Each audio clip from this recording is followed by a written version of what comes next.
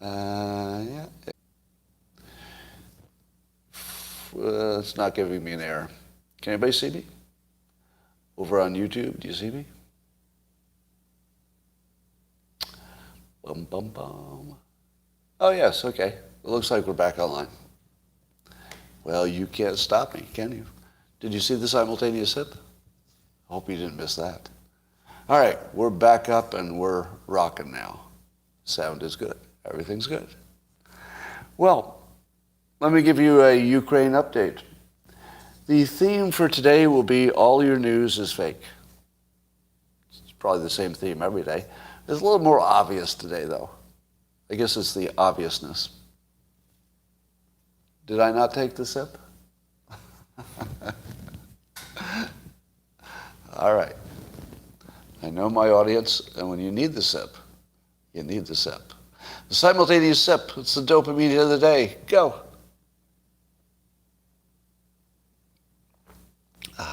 Luckily, I didn't spill all of it. Well, yes, I've had a challenging technology day today so far. So the news out of Ukraine is, you remember that little snake island? There's some fake news. So the Russians were threatening the island. They had Ukrainian defenders on it. And the Ukrainian defenders, when told to surrender, they said, F you. And then the fake news was that they were killed by the Russians or something. And the real news was they were captured, I guess. But Ukraine just took back Snake Island. They basically just missile attacked it into oblivion, and the Russians left. Now, the reason the Russians left, according to the Russians, is it was a goodwill gesture. Russia says they abandoned the strategic outpost in a, quote, gesture of goodwill. And the accompanying photo is the little island just completely on fire. Literally, it's a photo of the island completely on fire. It's just like there's nothing there but a burning ember. But Russia left it as a gesture of goodwill. As the UN looks to secure shipping corridors amid increasing concerns over global food shortages. So, now, so like I told you, the theme today is not that it's fake news, because that's every day. The theme is that the fake news isn't trying to be real anymore. It's like they're not even trying anymore. The stories are so just crazy. Yep, it's a gesture of goodwill. It's not a it's not a burning husk of nothing. It's a gesture of goodwill. So here's something that just kind of snuck up on me. You know, one of the things about Twitter is it makes the world really small. Have any of you had an experience of being getting retweeted or responded to by some famous person on Twitter, and you said to yourself, whoa, did that just happen? Like somebody on the other side of the world who's famous just recognized me and retweeted me? It just makes the world really small, doesn't it? Because even if you haven't been retweeted, there are very big users, you know, who are famous for other reasons, who do read your comments. They do read your comments. Not all of them, but it happens. You know, you see Elon Musk often responds to just, you know, your everyday Twitter user fairly routinely. Although he's disappeared, hasn't he? That's a story in itself. But this morning, yeah, I'm just tweeting away and responding to people, and I realized that within the span of like 2 minutes on Twitter, I had directly interacted with a member of Congress and a Playboy playmate. and it was so routine. It was just sort of an ordinary day. It's like, oh, Thomas Massey, Congressman Massey, just made a comment. I'd like to comment on his comment. He commented back, and I commented back. And then you know, Jessica Vaughn, Playboy playmate from I don't know what year, but she responded to some things I tweeted, and I thought, how weird is it? How weird is it that you can just reach into the world, and some of the most notable people in the world just reach back. Say, hey, how you doing? It's just the strangest experience. It's hard to integrate it. You can sort of observe it, but even when it happens to me, I've mentioned this before, but it's the weirdest feeling. When you are a public figure, you look at yourself like other people do sometimes, like not as if it's you. It's like you're watching it too. It's like, oh, I watched that too. I just got a better seat. It's actually not like looking at yourself. It doesn't internalize for some reason. Snopes, who often is accused of being biased toward the left, now we don't have to wonder anymore. If there was any doubt about that, I think today removed all doubt. And I tweeted this so you can see it for yourself. But they were debunking the claim that the Secret Service had, quote, officially debunked Hutchinson's testimony about Trump allegedly trying to grab the steering wheel and strangle the driver of his own car. Again. Everything is about, like Snake Island is just like the appetizer. Do you need to do any research to know that Trump didn't try to grab the wheel of a moving car and strangle his driver? He probably didn't. I'm just guessing that that's fake news. And sure enough, it was immediately debunked when Fox News reached out to the people who were involved, as opposed to the person who heard about it. They reached out to the people who were directly there. And they said, nothing like that happened. What? No, nothing like that happened. And Snopes, instead of dealing with the question of whether it happened, which you would think would be the thing that they would do, right? Snopes is about what's true, what really happened. So instead of debunking the question of whether Trump actually did that, which they could easily debunk by looking at the Fox News reports that say they talked to him and nope, they said it didn't happen. In fact, and I think some other news entities by now have talked to those same Secret Service people and all got the same answer. Nope, never happened. Right? But so the way Snopes handles it is to insert the word officially, because then they can say the Secret Service didn't say anything official about this. Now, would you catch that trick? If you were a casual consumer of the news, you'd say, these Republicans are saying it's been debunked, but here's Snopes saying that the Secret Service did not. They did not officially debunk it. No. Because nobody needed to ask them. You don't need to ask the Secret Service. You can actually talk to the people, the actual agents. Why would you need to talk to the Secret Service when you have direct access and they're willing to testify and they're not holding back anything? You could just go and ask them. So how does Snopes deal with the fact that Fox News, and probably others by now, have talked directly to the people involved and debunked it? How would you handle that if you're trying to hide that fact? The first thing they said about the news is that NBC tried to talk to the agents and didn't get a response. Seriously. Seriously. That's actually what they did. They actually reported that the person who didn't get a response, like that was the lead story. Here's one that didn't get a response. Now, should that be the first thing that they list in terms of the people trying to find out if it was true? That shouldn't be the first thing. I would have listed first the people who got a response. Now, I've never been a professional editor, but I do some writing. And it seems to me that the people who actually had information and responded, those would be like right at the top of the things that you would list. Not the people who tried and couldn't get a phone call returned. That was NBC. Now, again, this isn't like other fake news, is it? This is so in your face. It's so shameless that it's closer to gaslighting than fake news, isn't it? Because gaslighting is when you're being told something so obviously not true but you're still being sold it that you think you must be crazy. Because you can see it's obviously not true, so if these people you trust are saying it's true, well, maybe you must be crazy. So that's what they're doing to us. They've gone beyond your facts are wrong, and they're all the way to you're crazy. No, this thing right in front of you, you don't see.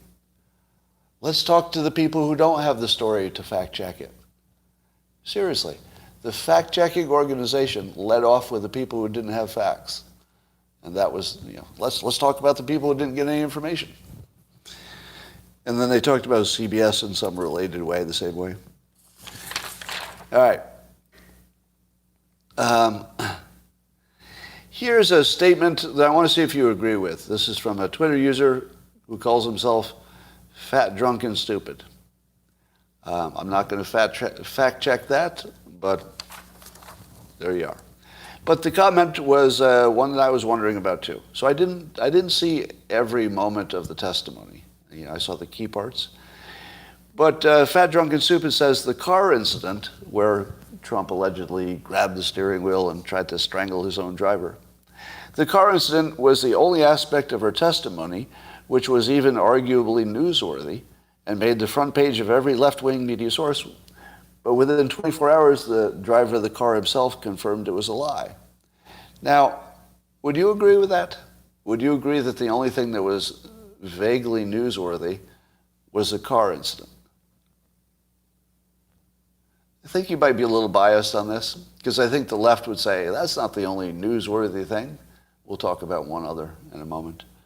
But this gets to the question of how do you thwart laundry list persuasion? And I talk about this a lot. But every time you see an example of it, it's worth seeing how it works or what the exception is. So in this case, you could say that Hutchinson's testimony, and really the whole hearings, are laundry list persuasion. They're trying to come up with a long list of allegations such that if you were to debunk one, they could say, all right, so even if that one's wrong, what about all this other stuff? And then you debunk another one, and they say, I disagree with you, but it doesn't even matter, because look at all this other stuff. And then you just go down the list and you debunk them all. And what happens after you've debunked everything on the list? Always. What happens? Does the person say, wow, I didn't realize that every single thing I believed was wrong, but now your debunking has convinced me? They go back to the start. That's right. They go back to the start of the list and act like you didn't already talk about it and debunk it. And you'll have to just do it again. And if you do it again, it doesn't matter. They'll just start yelling at you for being a bad person. You just can't debunk a laundry list because people will devolve into such irrational defenses. So I've argued that what you should do is take the strongest claim, debunk it, and say, well, by your own description, that was your strongest claim. I've now debunked it, so we're done. And just leave it and walk away, because there's nothing else you can do. Now, that's not like going to be a clean win, but it's all you can do. It's the best you can do. And I'm going to talk about my own list and do a call back to this in a little bit. So here's one other thing that was on the list. That when Trump said that they should take down the magnometers or whatever they are, the metal detectors, what he said about it was, they're not here to hurt me. And then he followed up. I saw this on a Twitter feed called Haplar. He said, they can march to the Capitol from here. They're not going to hurt me, and they're going to march to the Capitol from here. That was interpreted as Trump means, like what Trump is thinking internally, is that he wants to let people with weapons into his event so that then those weapons can be available for marching on the Capitol. Now, do the facts support that interpretation? Yes. Yes, they do. Yeah, they do. That's why people are interpreting it that way, because the facts do support that interpretation. But you know what the problem is? That's not the only interpretation they support. The facts also support completely other interpretations. All right, here's my interpretations. We know that Trump likes big crowds, and we know that was the context. He was saying, my crowd isn't big enough because the metal detectors are slowing down the flow, and it's a bad picture. So this part is not in dispute. We know he was obsessing over crowd size. We know that he's always obsessed over it, and he's not wrong about that. He's not wrong. Because when he sells his big crowd size, it's part of, what's the term, like peer confirmation, right? It's part of persuasion. It's an important part. It's a very important part. If you think everybody's doing something, then you think, well, maybe I should do it too.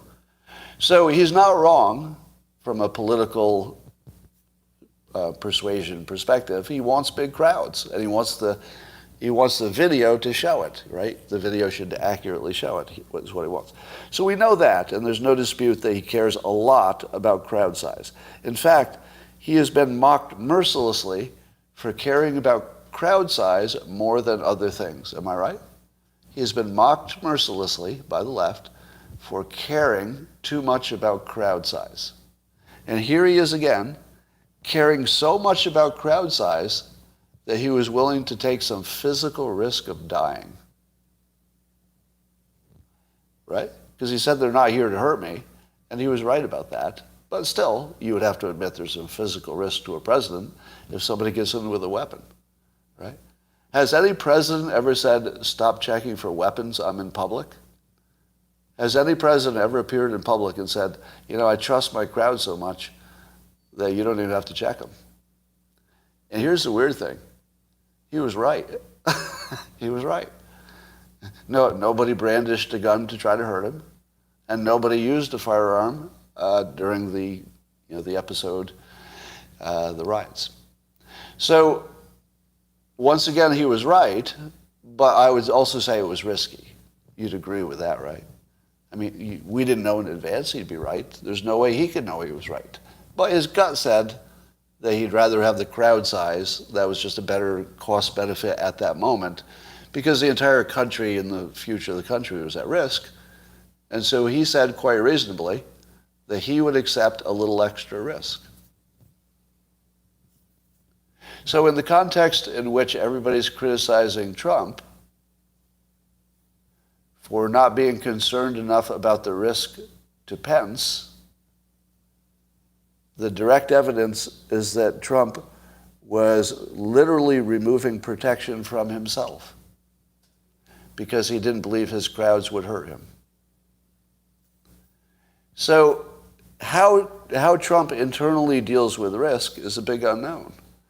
And you can't know it by looking at what happened, because there's always more than one interpretation of what his mental state would have been to have gotten the situation you got. So here's how I take it. He's a guy who believes that Republicans are not dangerous, and if it's all Republicans, which it was, or conservatives anyway, that they don't use firearms for no good reason. And he was totally right. So what we're seeing in these show trials is primarily trying to fool you into thinking we can read his mind. That's primarily what it is. Because his state of mind is everything, isn't it? The entire thing is to figure out if we can determine what he was thinking. Not what he did. Not what he did. Because what he did will support multiple theories of what he was thinking. And only what he was thinking matters. Because if he was thinking, I want to overthrow the country, I know the election was fair, but I'm going to try to make it happen anyway. If he was thinking that, my God, he should be executed. I don't know if that's a law, but, right? If he was actually thinking, I want to violently overthrow the country and overturn a fair election, well, then I think he should be killed. Am I wrong? Obviously, I don't think he did that. But if that were true, yeah, I think he should be tried and executed if guilty. I don't know if there's a law that would execute you for trying to overthrow the government in that fashion. But if there is, he should be executed for it. But the other interpretation is he was Trump being exactly like he's always been, obsessing about crowd size, not being terribly concerned about physical risk, which is entirely consistent, isn't it? That even Trump's rallies, he wasn't super concerned about people getting roughed up. In fact, he played with it, had some fun with it. So very consistently, he's been, I will accept a little extra risk. I'll accept a little extra risk. He did it with his own physical risk by saying, forget about the checking for weapons. They're not going to use them. Now, what do you think Trump knew or believed about Pence's actual physical risk during the worst part of it? Because part of the accusation, and it's a bad one, is that he may have been on board with something bad happening to Pence. What do you think he knew internally? Do you think that Trump believed that the Republicans were not dangerous to him, so much so that he didn't even check him for weapons at a public event, which is outrageous, really? Or he didn't want to, but they did anyway. If that was his mindset, that this crowd is not so much about violence, they're about protesting, do you think that he believed Pence was in actual physical danger? How would you know? We have the benefit of hindsight, right? Do you think that Trump had good information about where Pence was, what the defenses were, what was the nature of the crowd, how many of them were just being hyperbolic? And it's not unusual in political context for somebody to have a noose. In fact, it's one of the most common political protest things, a noose, right? It doesn't mean they're really going to hang somebody. It's sort of how protests work. Now, what do you think Trump knew at the most critical moments? Now, remember, what we know, we learned after the fact. During the fog of war, and don't you think that during January 6th, during the actual hours of the protest, don't you think the fog of war was pretty thick? How do you know what Trump knew or believed during that time? There's no way to know it. Now, if you could create a situation where there's only one interpretation of what he could have been thinking, well, then I might be persuaded by that. I'd say, well, there's just nothing else you could have been thinking in that situation. But we're nowhere near that. We have completely innocent explanations for everything. And every time you compare the innocent explanation to the allegation, one of them sounds way less likely than the other, doesn't it? What is more likely? That Trump wanted to, with witnesses, acted as though he was okay with his own vice president being murdered. So that's one theory. Just think in your mind, what are the odds of that? That Trump was okay with his own vice president being murdered any minute. That's one theory. The other theory is it was a fog of war and he was unaware of the danger, or he was actually completely right that he wasn't in danger.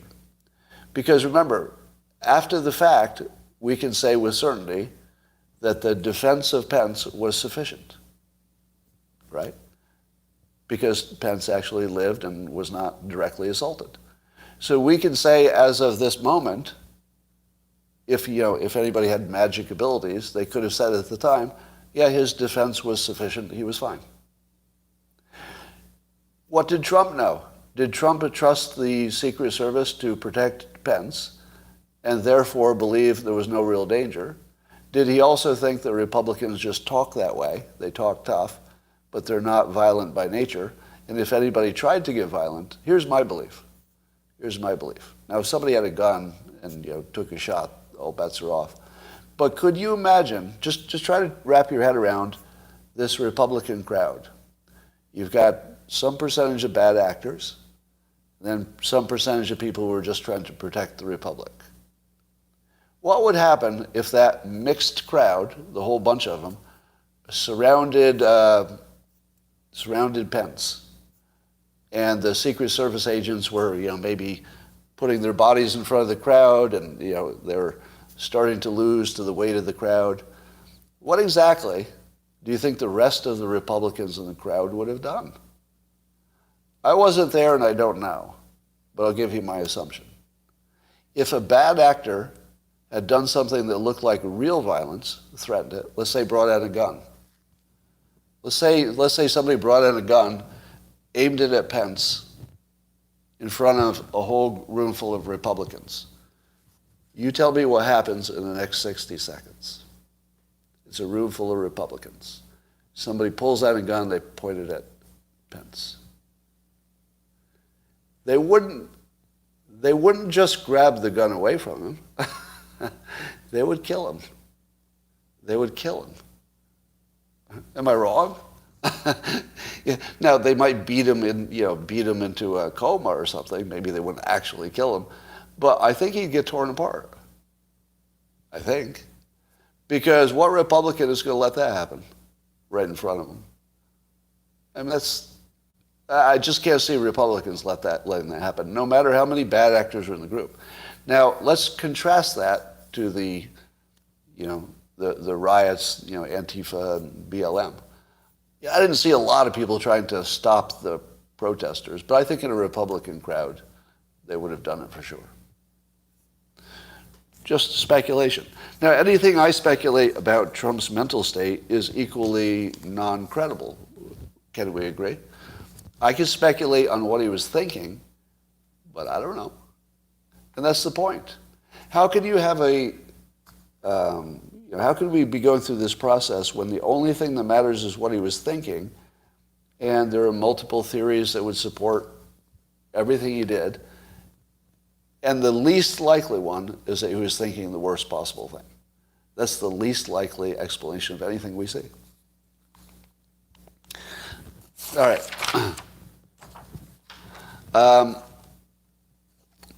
Do you think it's fair to compare the BLM riots to the January 6th? Is that a fair comparison? I used to think that was fair. I thought, they have enough in common that I could compare those two. But I've decided to go with the majority on this. I know you might not like it, but I decided to go with the majority. And what the Democrats taught me is that it's not legitimate to compare the fake news about an insurrection to real news about riots. They're not comparable. So what would be comparable were like two real things. If you had a real riot compared to a real insurrection, that, maybe that would be something to compare.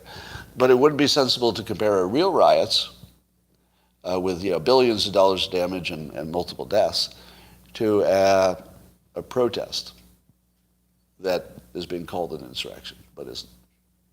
So I'm going to go with the majority and say you can't compare those two things. Fake news to real news. Remember I told you that we would find out for sure which journalists or platforms were completely non-credible? Because the spin that would come out of this would be just so clear that you could tell who to never believe again. And even today, after that, the steering wheel thing got debunked, the LA Times is going with it as a major story. And they said Trump didn't care about weapons at the event, but they leave out the part about why he said that.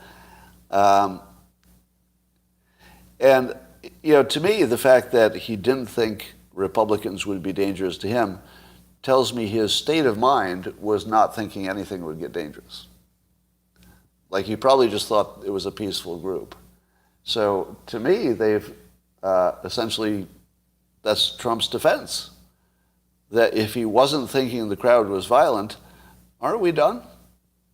Now he said they won't be violent to me, but I feel like what he really meant was it's not a violent crowd. All right. But there's no way to prove that. That would just be speculation. All right, so the LA Times is just jaw-dropping that they can carry the story after the people involved have debunked it. But there it is.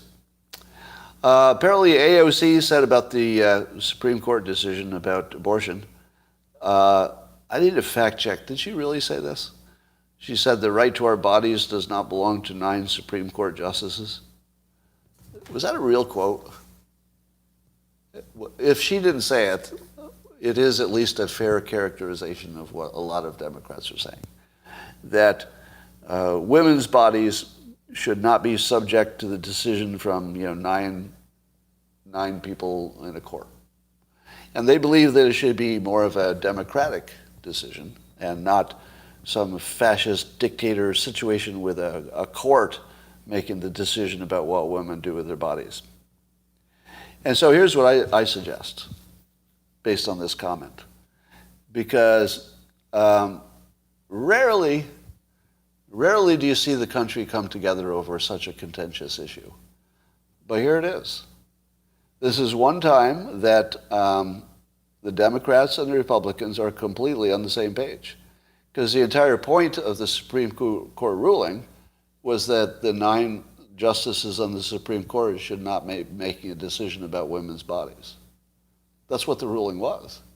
The ruling was exactly agreeing with AOC. The Supreme Court should not be making decisions about what women do with their bodies. So take us out of this. Let the states do it, because you know what the states do? They've got a democratic process. Exactly what AOC wants. And not only that, but can you do a fact check for me?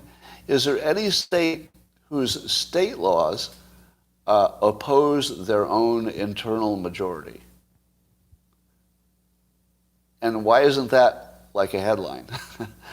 Well, why am I asking that question and it's not already the headline?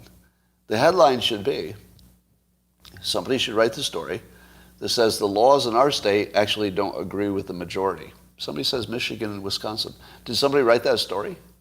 Or do you just know that from your own research? Isn't that important to you? Because if there's only, let's say that's true. I don't know if that's true. But let's say there are 2 states where the majority is clearly out of line with the law.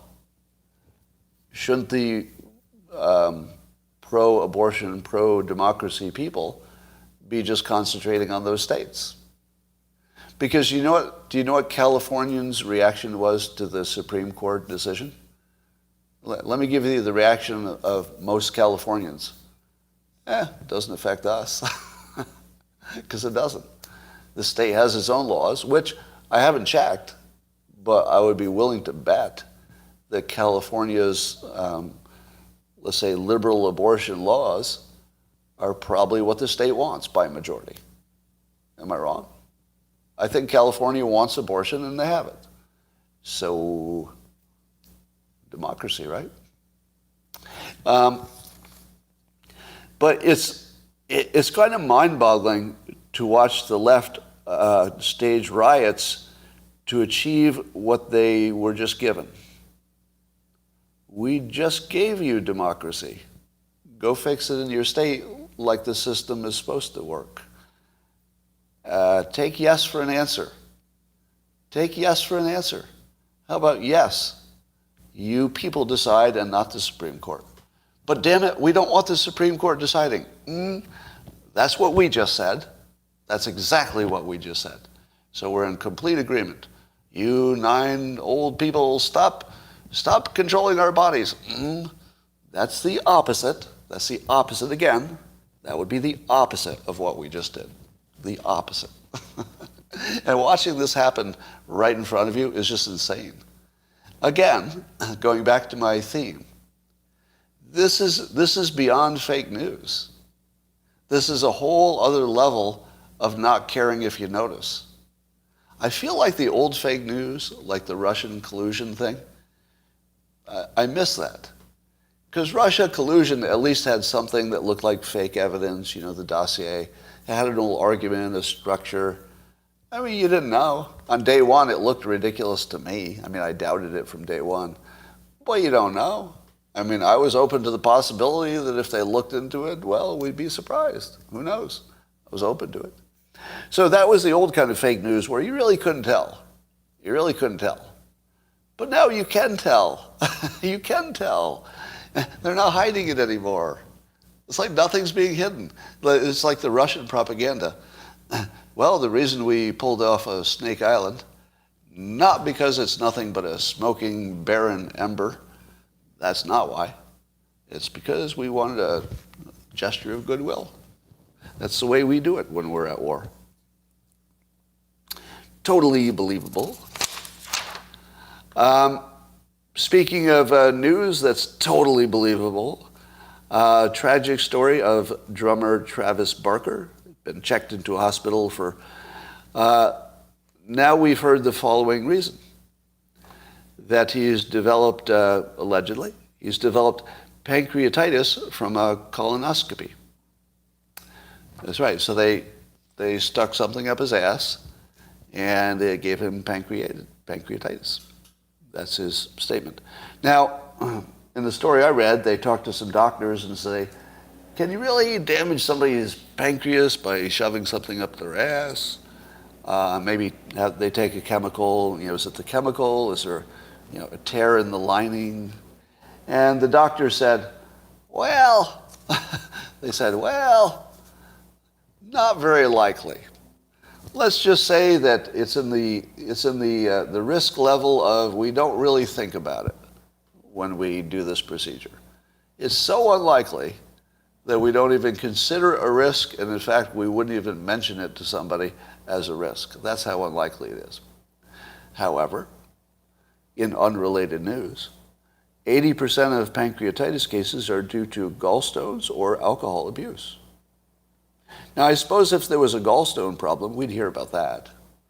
They probably would have said, well, he's got a gallstone problem and caused some pancreatitis.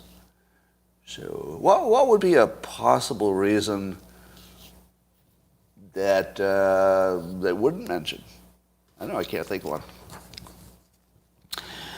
Once again, the fake news is not really trying too hard to not be fake, is it? It's not trying too hard. I saw a tweet today. It's just one sentence, and it just made me laugh for 10 minutes. And this is a tweet by Twitter user Alien Hotep. And I don't know if you're going to have the same reaction to it. I'm just going to read it, and then I'm going to be silent for a moment. And his tweet was, "Believe all women is not having a good year."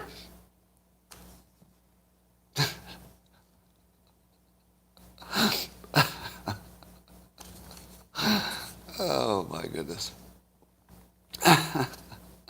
There's a brilliant Tucker video package he put together, must have run last night, in which he shows all the cases, many of them I'd never heard of Republicans being haunted and arrested for various bullshit things.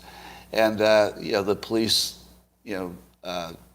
coming in on them at 5 in the morning and arresting them for basically nothing and taking their phones for basically nothing. And, there's always some fig leaf of a reason why they did everything they did, but none of it looks appropriate. It all looks just purely political. And until you see the full number of them, you don't see the pattern. But the pattern is really clear. The Republicans are being hunted for their opinions. Now, we'll talk about laundry list a little bit more in a moment. Now, is it a laundry list to show examples? It would be a laundry list problem if some of the examples were debunkable. So what's the strongest one?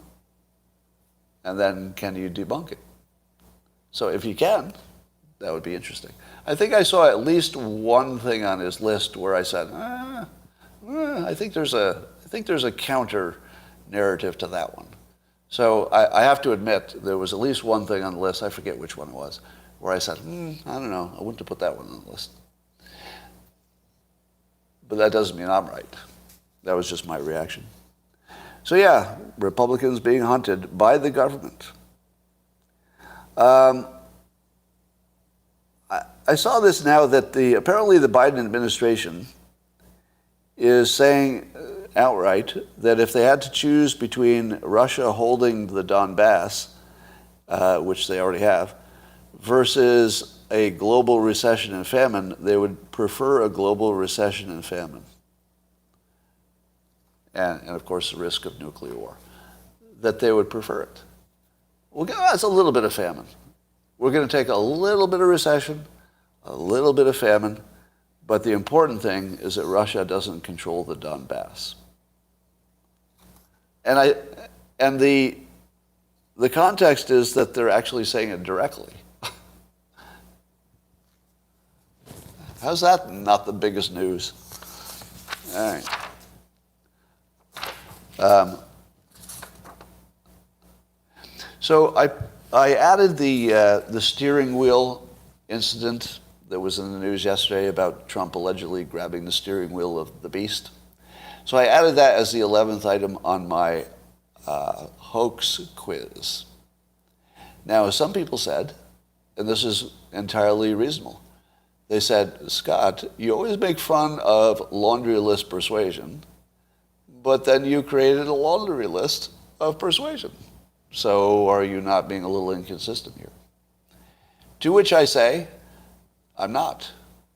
Because you should use the same debunking method on my list, if you can.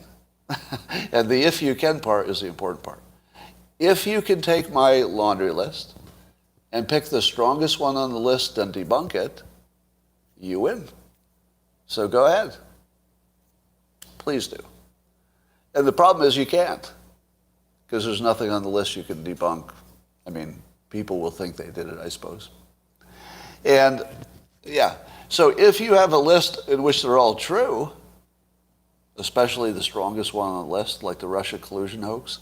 So the Russia collusion hoax, not the part where Russia tried to interfere, that's the separate, but the collusion part, I think we know is fake, and that's the strongest one on the list.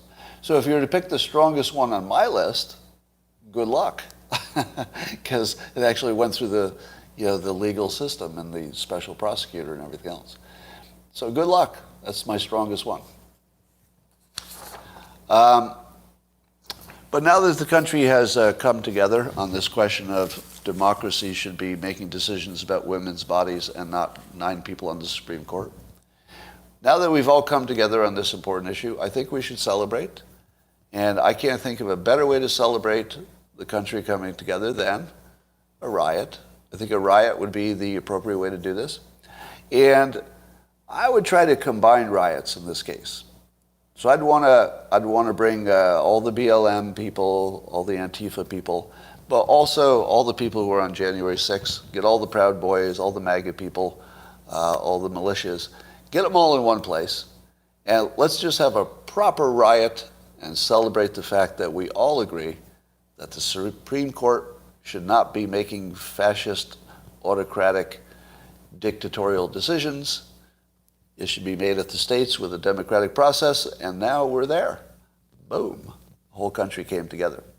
Now, if you didn't think that Trump could bring the country together, well, there's proof that he could do it. We've all agreed that the Supreme Court is not the place for those decisions. And I believe I've delivered once again with the finest live stream possibly ever seen in the history of the United States, or reality itself, which is changing every moment. I feel like there was something I was going to talk about that I forgot. So I'm boring you by looking at my notes while I decide that. Nope, got it all. That's because I'm efficient. The Scott Epps moment.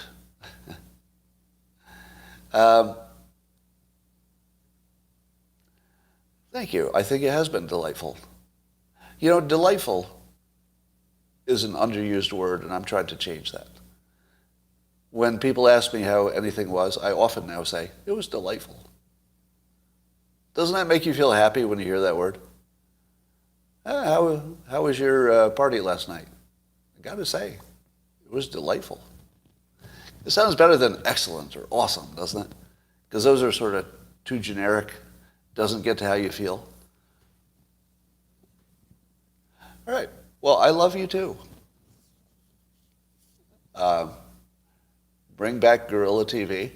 Yeah, I don't have that on my list of hoaxes. The one that Trump would keep the TV tuned to the Guerrilla TV channel. That was funny. Splendid is good too. How was your event? Splendid. Yeah, that's a good one. Splendid. How stupid do they think we are? I don't want to answer that question. All right. Yeah, I think we've covered it. Everybody, have we covered it? Time to do something else? Go make the world a better place? Yes, it is. YouTube, thanks for sticking with me through the technical difficulties. I think it was worth it. Now, where is riots?